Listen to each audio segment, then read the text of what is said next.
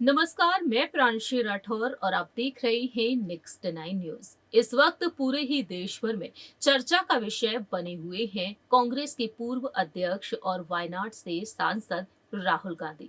राहुल गांधी के नेतृत्व में भारत जोड़ो यात्रा चल रही है। बीते साल 2022 में सितंबर के महीने में यह यात्रा चलना शुरू हुई कन्याकुमारी से और जम्मू कश्मीर में जाकर इस यात्रा का अंत होने वाला है। फिलहाल देखा जाए तो राहुल गांधी की भारत जोड़ो यात्रा पंजाब में है और ऐसे में देखा जाए तो राहुल गांधी इस भारत जोड़ो यात्रा के दौरान लगातार कई बड़े ऐलान कर रहे हैं। विपक्ष पर लगातार निशाना साधते हुए दिखाई दे रहे हैं।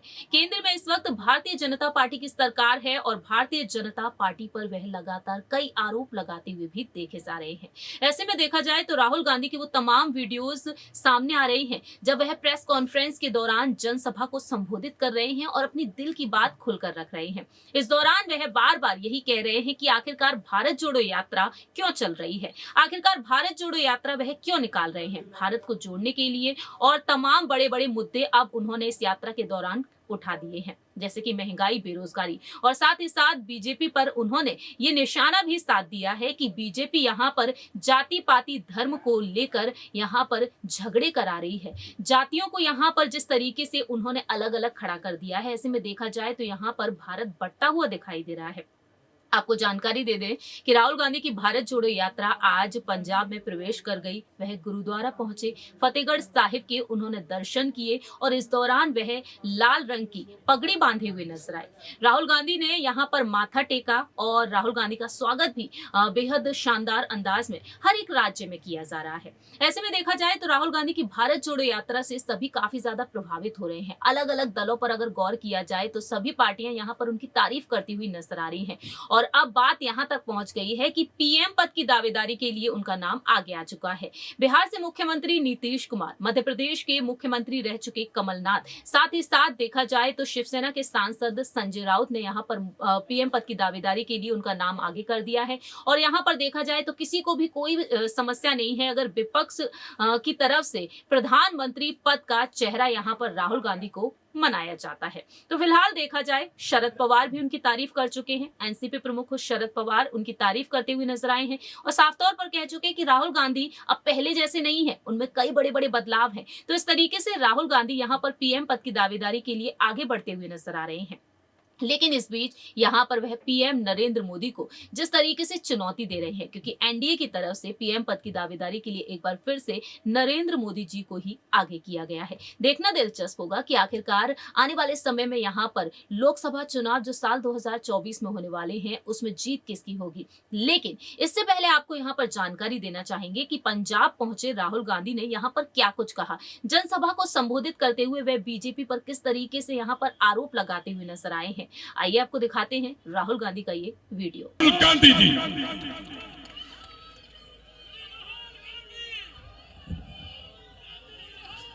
स्टेज पे कांग्रेस पार्टी के वरिष्ठ नेता, हमारे प्यारे कार्यकर्ता, भाइयों और बहनों, प्रेस के हमारे मित्रों, आप सबका इस पवित्र भूमि में बहुत बहुत स्वागत। आपने सुबह सुबह यहां आकर अपना समर्थन देकर हमारी मदद की, इसके लिए मैं आपको सबको धन्यवाद करना चाहता हूं। कुछ महीने पहले हमने ये यात्रा कन्याकुमारी में शुरू की और अब तकरीबन 3000 किलोमीटर ये यात्रा चल ली है। कश्मीर तक जाएगी, श्रीनगर में ये यात्रा खत्म होगी। देश में नफरत, हिंसा का माहौल फैलाया गया है। बीजेपी के लोग, आरएसएस के लोग देश को बांटने में लगे हैं, एक धर्म को दूसरे धर्म से लड़ाने में लगे हैं, एक जात को दूसरी जात से, भाषा को दूसरी भाषा से लड़ाने की कोशिश कर रहे हैं और उन्होंने देश का माहौल बिगाड़ दिया है। तो हमने सोचा था कि देश को एक दूसरा रास्ता भी दिखाना चाहिए, मोहब्बत का, एकता का, भाईचारे का। और इसीलिए हमने ये यात्रा शुरू की।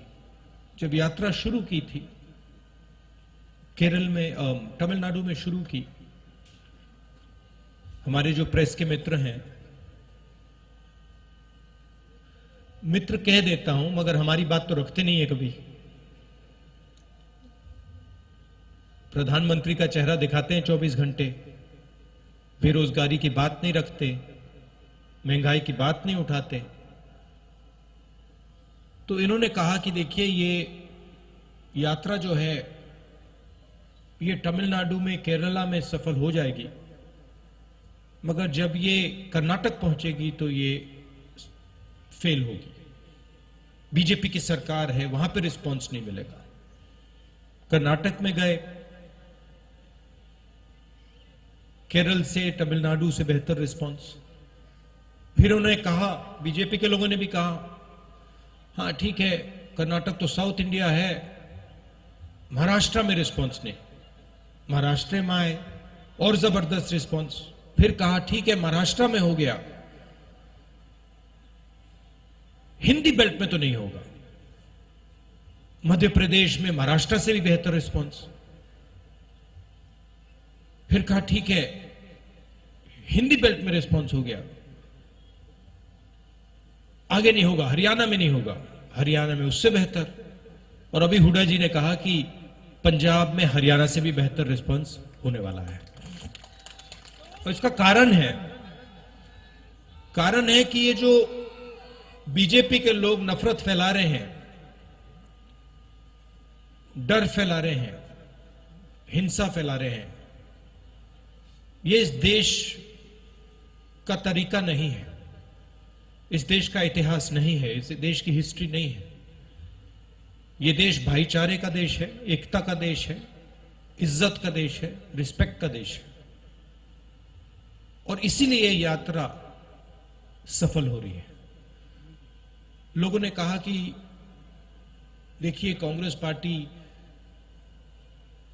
के नेता 3000 किलोमीटर चल रहे हैं, और जहां भी मैं जाता हूं मैं कहता हूं कि ये कोई बड़ी बात नहीं है। पंजाब का हर एक किसान हमसे ज्यादा चलता है।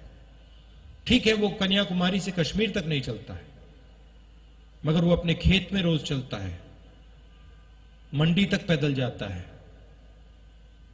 खाद खरीदने पैदल जाता है, बीज खरीदने पैदल जाता है। तो हमने कोई बड़ा काम नहीं किया है, ये पूरा हिंदुस्तान ये काम करता है, इन सड़कों पे चढ़ता है। सीखने को बहुत मिला। किसानों से बात हुई, छोटे दुकानदारों से बात हुई, मजदूरों से बात हुई, बेरोजगार युवाओं से बात हुई, माताएं बहनों से बात हुई। और जो आपका ज्ञान है उससे बहुत समझने को मिला। इसके लिए मैं सबको धन्यवाद करना चाहता हूं। और ये जो हमारी यात्रा है, इसमें हम लंबे भाषण नहीं देते हैं। ये बोलने की यात्रा नहीं है, ये सुनने की यात्रा है। सुबह हम 6 बजे उठते हैं, पैदल चलते हैं तकरीबन 25 किलोमीटर। यहां पे शायद 7 बजे यात्रा शुरू होगी, और हम 6-7 घंटे आपकी बात सुनते हैं। और फिर चलने के बाद 10-15 मिनट हम अपनी बात रखते हैं। तो इस यात्रा का स्पिरिट सुनने का है, बोलने का नहीं है।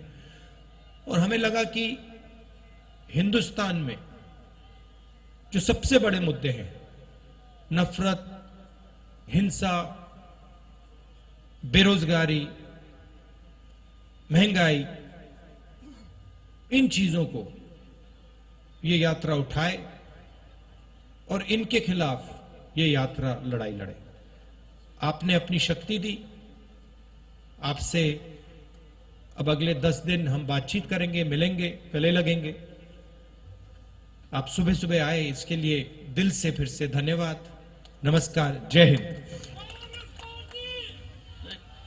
राहुल जी, जैसा कि आप सभी ने देखा जाना किस तरह से राहुल गांधी यहाँ पर भाषण देते हुए नजर आए हैं और उनके इस भाषण से हर कोई काफी ज्यादा इम्प्रेस हो चुका है। लेकिन राहुल गांधी की ये रणनीतियां कितनी सफल होंगी ये वक्त के साथ साथ ही पता चलेगा। क्या वाकई में यहाँ पर पीएम पद की दावेदारी के लिए जिस तरीके से उन्हें आगे किया गया है, क्या देश के पीएम वह बन पाएंगे? आपकी क्या कुछ राय प्रतिक्रिया है ये आप बता सकते हैं कॉमेंट सेक्शन में। फिलहाल देखा जाए तो आरोप प्रत्यारोप का सिलसिला लगातार सभी पार्टियों में जारी है, लेकिन आप बता सकते हैं कमेंट सेक्शन में कि आखिरकार देश का अगला पीएम किसे होना चाहिए। साल 2024 में लोकसभा चुनाव होंगे और साल 2023 इसी साल 9 राज्यों में विधानसभा चुनाव होने वाले हैं। फिलहाल हमारे इस प्रोग्राम में इतना ही। बाकी की तमाम अपडेट्स के लिए आप देखते रहिए नेक्स्ट 9 न्यूज।